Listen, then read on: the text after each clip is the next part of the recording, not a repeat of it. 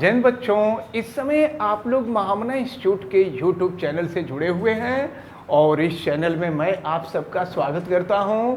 आज हम लोग class 12 physics Hindi medium NCERT book के चैप्टर 3 विद्युत धारा यानी इलेक्ट्रिक करंट के अंकित प्रश्नों का अध्ययन कर रहे हैं और अंकित प्रश्न यानी न्यूमेरिकल के क्वेश्चन नंबर 5 को आज हम देखने जा रहे हैं। क्वेश्चन नंबर 5 आप देखें। कमरे के ताप पर, कमरे का ताप पहले 25 डिग्री सेंटीग्रेड था, लेकिन ग्लोबल वार्मिंग की वजह से टेम्परेचर 2 डिग्री सेंटीग्रेड बढ़ गया है तो 27 डिग्री सेंटीग्रेड हो गया है। नहीं तो नॉर्मली रूम टेम्परेचर जो होता है वह 25 डिग्री सेंटीग्रेड पहले हुआ करता था। तो कमरे के ताप पर यानी 27 डिग्री सेंटीग्रेड ताप पर किसी तापन तंतु का प्रतिरोध, तो कमरे का जो ताप है 27 डिग्री सेंटीग्रेड है, यानी 27 डिग्री सेंटीग्रेड ताप पर प्रतिरोध दिया हुआ है और यह प्रतिरोध R27 और इसकी वैल्यू दी गई है 100 ओम। यदि तापन तंतु का प्रतिरोध 117 ओम हो तो तापन तंतु का प्रतिरोध हम मान लेते हैं कि T डिग्री सेंटीग्रेड ताप पर जो प्रतिरोध होगा वह 117 ओम के इक्वल होगा। तो अब देखें, यदि तापन तंतु का प्रतिरोध 117 ओम हो तो इसका ताप क्या होगा, यानी T की वैल्यू आपसे पूछी जा रही है कि T का मान क्या होगा, जबकि प्रतिरोधक के पदार्थ का ताप गुणांक यानी प्रतिरोध ताप गुणांक अल्फा की वैल्यू आपको दी गई है और ये दी गई है 1.70 इंटू 10 का पावर -4 पर डिग्री सेंटीग्रेड दिया हुआ है। तो चलिए यहाँ से T की वैल्यू पूछी जा रही है।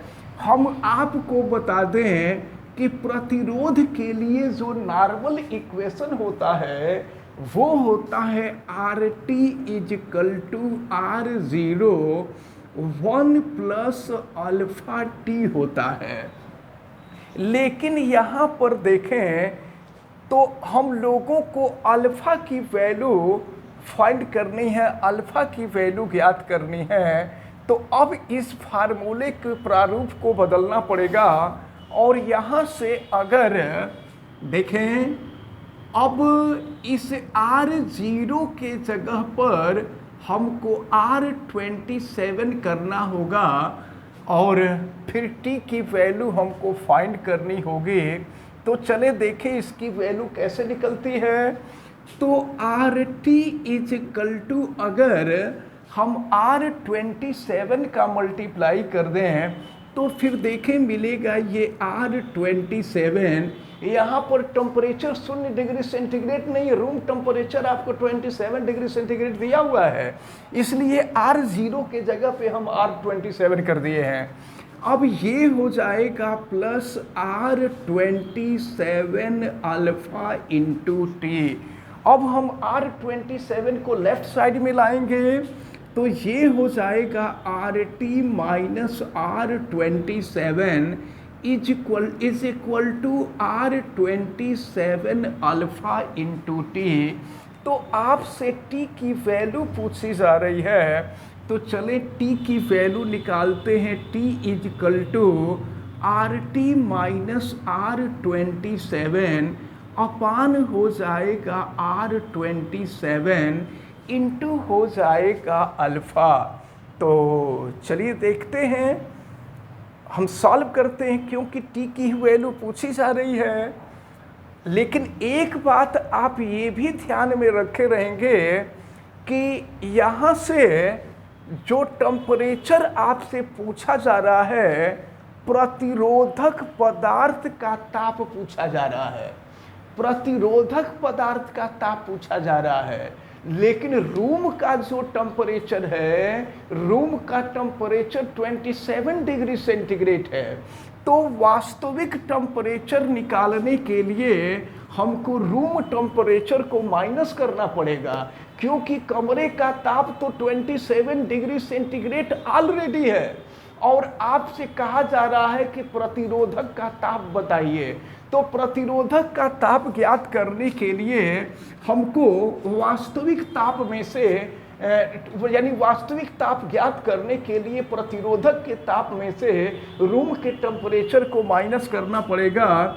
तो ये हो जाएगा T-27 इक्वल टू हो जाएगा RT माइनस R27 अपान हो जाएगा R27 इंटू अल्फा।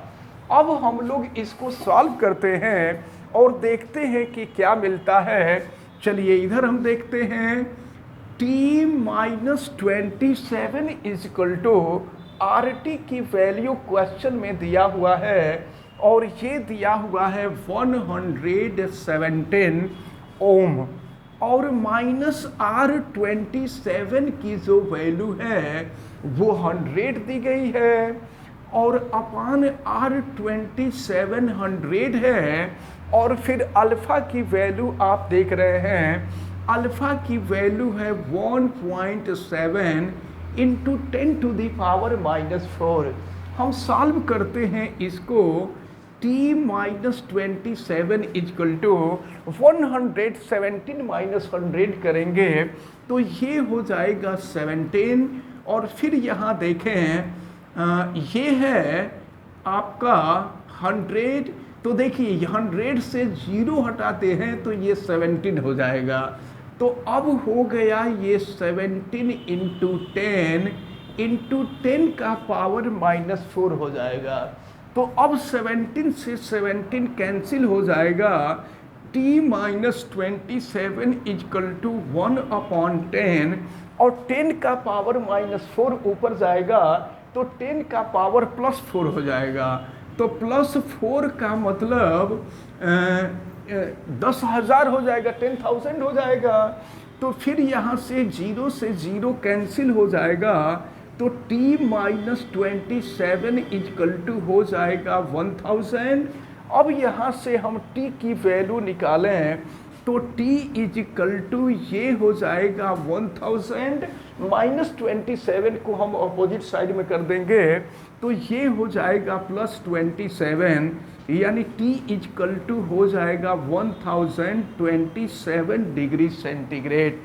तो आपसे यही पूछा जा रहा था कि जिस समय प्रतिरोधक तंतु का प्रतिरोध 117 ओम होगा उस समय उसका ताप कितना होगा। तो उस समय उसका ताप 1027 डिग्री सेंटीग्रेड होगा। चलिए देखते हैं क्वेश्चन नंबर 6 को। क्वेश्चन नंबर 6 में दिया हुआ है 15 मीटर लंबे, यहाँ लंबाई यल का मान आपको दिया हुआ है 15 मीटर। 15 मीटर लंबे एवं 6 into 10 to the power -7 metre square परिच्छेद क्षेत्रफल। क्षेत्रफल ए की वैल्यू आपको दी गई है और ये 6.0 इंटू 10 का पावर -7 मीटर स्क्वायर दिया हुआ है। तो परिच्छेद क्षेत्रफल वाले तार में नगण्य धारा प्रवाहित करने पर तार का प्रतिरोध, देखिए तार का प्रतिरोध भी दिया हुआ है, R की वैल्यू दी गई है और यह दिया हुआ है 5.0 ओम।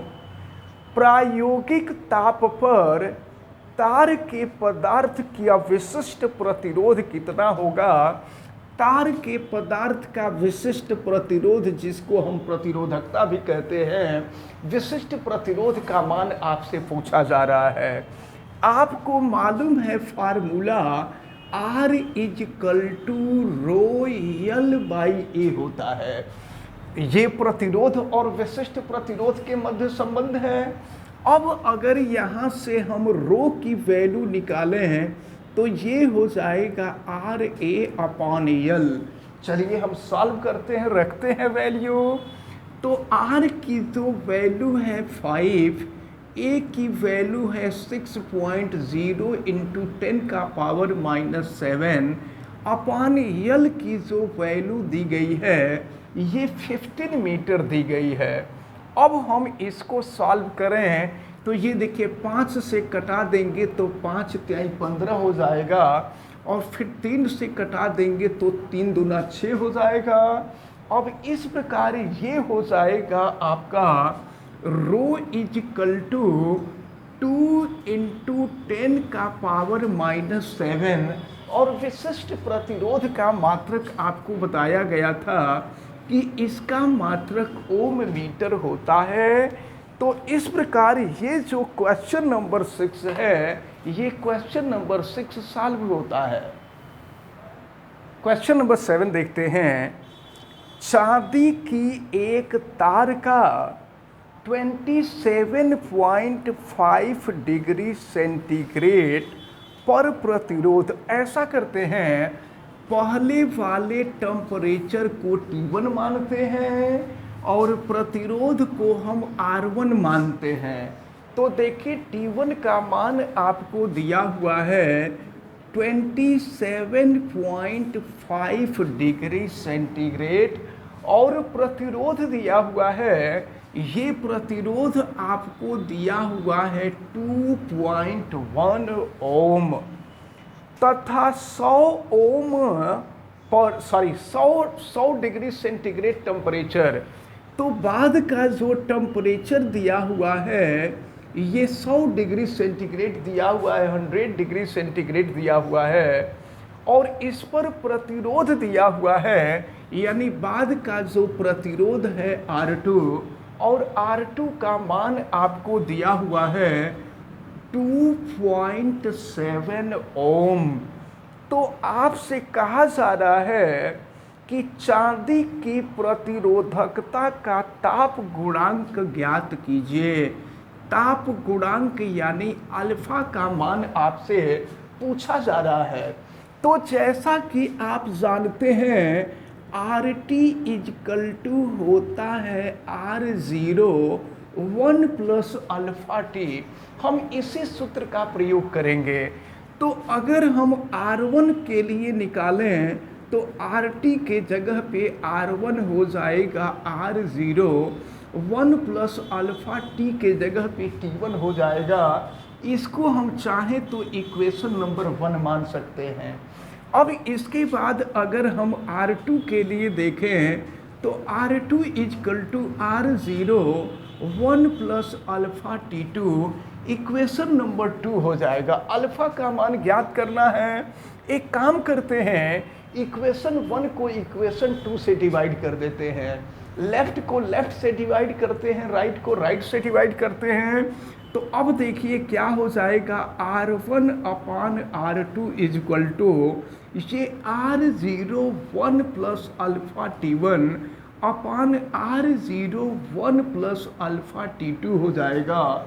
और फिर यहाँ R0 से R0 कैंसिल हो जाएगा। अब हम यहाँ पर क्रॉस मल्टीप्लिकेशन करके फार्मूले का यूज करेंगे। तो चलिए अब यहाँ पर 1 प्लस अल्फा T2 का हम मल्टीप्लिकेशन कर रहे हैं। तो R1 का 1 में करेंगे, R1 हो जाएगा, और प्लस हो जाएगा R1 अल्फा T2, और इज इक्वल टू हो जाएगा R2 plus R2 alpha T1।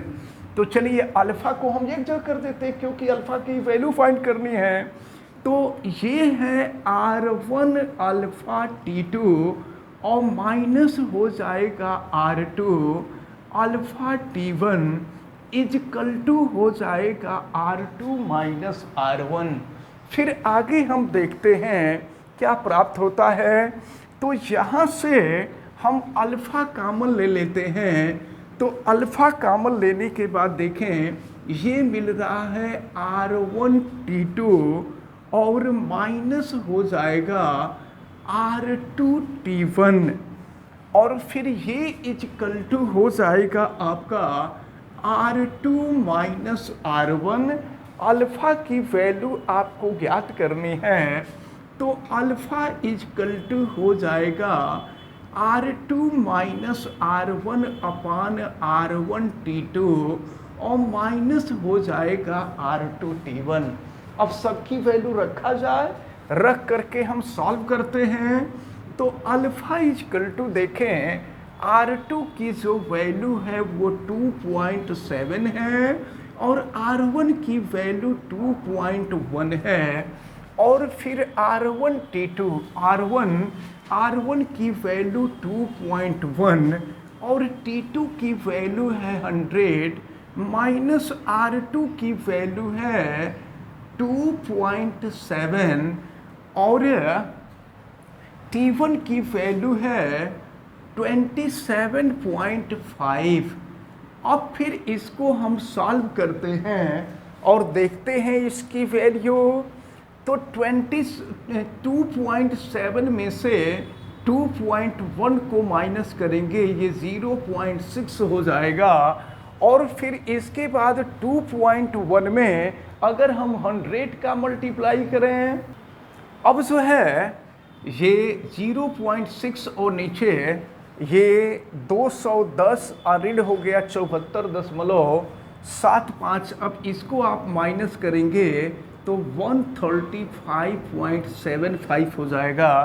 अब इसको सॉल्व करने के लिए हमको ऊपर नीचे 100 से गुणा करना पड़ेगा तो ऊपर 100 से गुणा करेंगे 60 हो जाएगा और नीचे हो जाएगा 13,575। अब 60 में आप भाग दीजिए यह मान आपका लगभग 0.0039 पर डिग्री सेंटीग्रेड के इक्वल आएगा ये लगभग। इसको आप सॉल्व कर लीजिएगा। अब इसके बाद जो नेक्स्ट क्वेश्चन होंगे उनको नेक्स्ट डे देखेंगे। हमें उम्मीद है कि आज जितनी भी बातें आपको बताई गई हैं ये सारे क्वेश्चन आपको अच्छी तरह से समझ में आए होंगे। आप वीडियो को लाइक ज़रूर कीजिएगा और अगर चैनल पे नए हैं तो चैनल को सब्सक्राइब भी कर लीजिएगा। चैनल सब्सक्राइब करने के लिए यूट्यूब पर महामना इंस्टीट्यूट को सर्च कीजिए और रेड कलर के सब्सक्राइब वाले बटन को क्लिक कर दीजिए, चैनल सब्सक्राइब हो जाएगा। वीडियो को मैक्सिमम स्टूडेंट तक शेयर करें ताकि सभी स्टूडेंट इस इम्पॉर्टेंट न्यूमेरिकल को अच्छी तरह से समझ सकें। और अगर किसी प्रकार की कोई दिक्कत समझ में आती है तो आप हमें कमेंट करके बतावें। बेल आइकन को भी प्रेस करें तथा उसको ऑल पे कर दें ताकि प्रतिदिन पढ़ने वाली वीडियो की सूचना आपको मिलती रहे। आप सभी लोगों का बहुत बहुत धन्यवाद। जय हिंद।